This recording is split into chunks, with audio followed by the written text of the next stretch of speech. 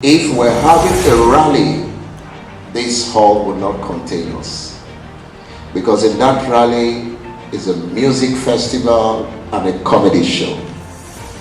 Now that we have to be talked to, now for the intellectual side of life, what should bring about a better society, you can look around and count how many of us. The Nigerian voters should be able to make voting decisions that they will be proud of. That's the whole idea of this conference. We, as the security, we have a lot of role to play. Every segment of this country is at fault to what we are going through today. I think the political class, you have some explanation to make. Accord as a party strongly believes that the time has come for a new leadership that will prepare Nigeria and indeed Nigerians for the next millennium. By this time around, it is for the restoration of the dignity of every boy, of every girl, of every man, of every ordinary Nigerian, of every ordinary Rivers man and woman on the common streets of Rivers State, Port Harcourt. Action Democratic Party, if we are given the opportunity, the first thing we will do as a party is to calm down our state. The state is too hot and too rough. Everywhere is too disorganized in Rivers State. And I think because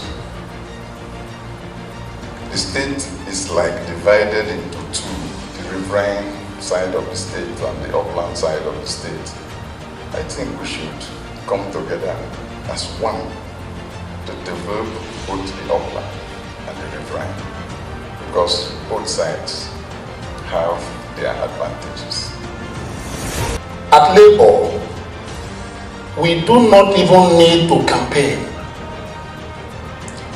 because we do not need a soothsayer, we don't need a sorcerer, we don't need Nostradamus to tell us that Rivers State, nay Nigeria, is drifting towards the abyss. I have studied the Nigerian Constitution 1999 and I found out that any manifesto, no matter how beautifully crafted, that do not have the energies of chapter 2 of 1999 Constitution is a nonsensical document. The two important things, the party and the candidate. If you have a good party, if you have a party that believes in good governance and social justice, and then we've got one bigger part of our political experiences in the right direction, and that's what SDP stands for. I will quickly take us through a very few ideologies of SDP as enshrined in the Social Democratic Party Constitution. SDP Constitution as amended 2022. This is found in Article 7 of the Constitution. And this is where the manifesto of SDP is tied.